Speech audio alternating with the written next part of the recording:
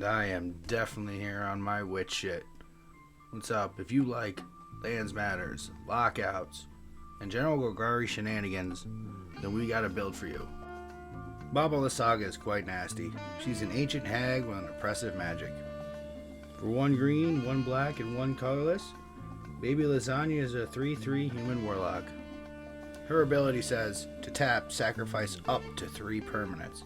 If there were 3 or more card types among the sacrificed permanents, each opponent loses 3 life, you gain 3 life, and you draw 3 cards. This means you can sacrifice 1 if it's an artifact, land, and creature. You can sacrifice an artifact, creature, and a land, or any combination of permanent card types. It's only necessary to include a little bit of everything. Creatures, lands, artifacts, enchantments, and planeswalkers if so inclined. Everything in the build is generally disposable. We're not worried about losing anything in particular because we're going to be drawing so many cards anyway. The idea is to just play the game out and go the long haul and establish a prison-style board state with Glacial Chasm, Maze of Ith, and Marit Lage, who can effectively absorb incoming combat damage, specifically from commanders. These are difficult for opponents to deal with since they are land-based, which limits much of their interactions. They're also easy to recur from the yard. So easy, as a matter of fact, they can be copied with Vesuva and Thespian Stage to keep a fresh Chasm or Marit Lage on the table. The other purpose of Thespian Stage is to copy Dark Depths. Since it will already be in play, once it copies Depths, it will be able to be sacrificed to its own trigger of having no ice counters to get that free 20/20 indestructible flying Marit Lage token, without those pesky ice counters, much akin to the Legacy deck. The exploit here is that we can recur them from the yard, so once it's established, we will have the absolute advantage. Manascape Refactor can use Thespian Stage ability to pop a Dark Depths trigger, and Vesuva can work also, as long as it copies Thespian Stage, and not Dark Depths itself when it enters. We should be able to sacrifice them every turn, return it in our post-main phase with either Crucible of Worlds, Conduit of Worlds, or the Ramunap Excavator, so the cumulative upkeep is never more than 1, and we can attack freely every turn. We run Platinum Angel to avoid losing auto wins and combos. We also run Elephant Grass for an extra layer of protection. Ideally, this is our soft lock until Chasm and Stage is set up. With a recursion available to us, we can keep these in play once they hit, unless they get exiled.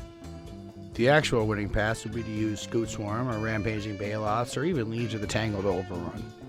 They can all be exploited with recursion sources such as Splendid Reclamation or World Shaper to recur your lands and use them as creatures. Remember, if they are creatures, they count as both for Lysaga. Through the use of Emergent Zone, we can use those spells such as Splendid Reclamation or Scape Shift before our turn to create a last-second army ready to swing wide. This provides an air of seriousness which is difficult for opponents to foresee. Well, let's talk about World Shaper for a moment. This card is insane in the right lands deck. It's easy to exploit with the sacrifice outlet and many lines of recursion available to us. It is Golgari after all. This allows for the potential to sack and reanimate every turn or even multiple times a turn, coupled with a main phase Scape Shift. Our triggers can get out of hand fast. These cards are the spokes in the wheel.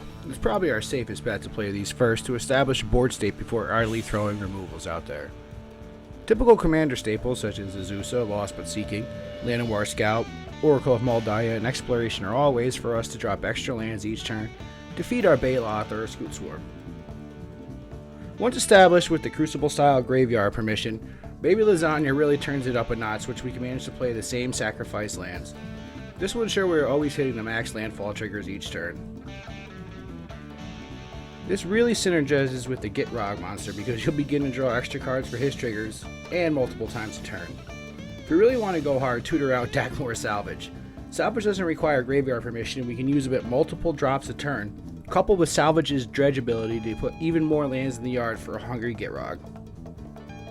The sleeper in this deck is an old school Cheerio, Zuran Orb. This terrestrial artifact allows us to sacrifice a land for 2 life. As well as being a sack outlet for Glacial Chasm, it can also give us lines for that massive World Shaper or Splendid Reclamation.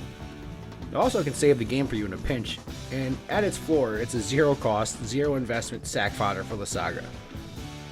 We also tend to run direct land tutors like Sylvan Scrying or Crop Rotation to find that Chasm, Stage, or Salvage.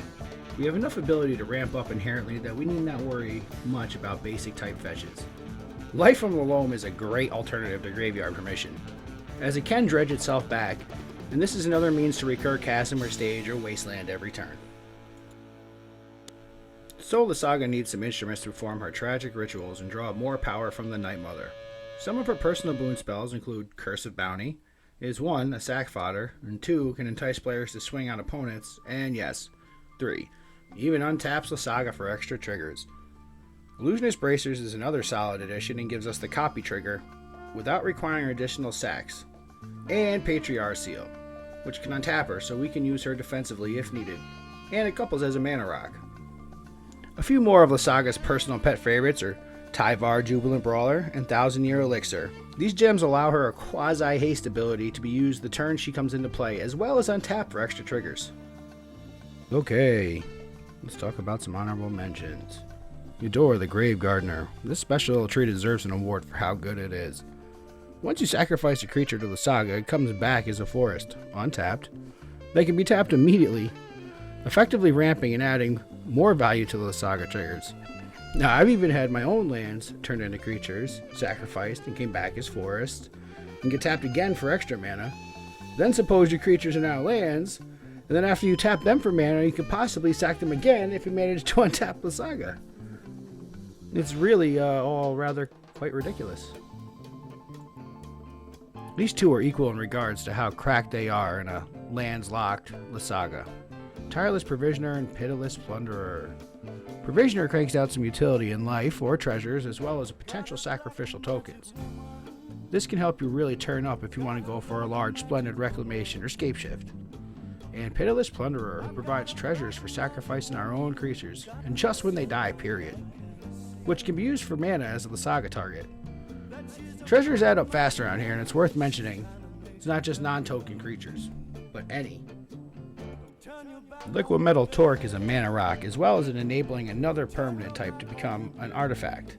And it counts as 2 types towards Baby Legs Lasagna. This is always going to be useful in every scenario, and shines on early game where you might not possibly want to sacrifice 3 different cards. Journey to Eternity. Step 1. Attach to a creature. Step 2. Sacrifice that creature. Step 3. Turn it into Atzel Cave of Eternity and return that creature to play. We also run Animate Dead and Dance of the Dead as return sources because our utility is best found on a stick. These are the best ways to bring back any creature, and Atzel is repeatable every turn.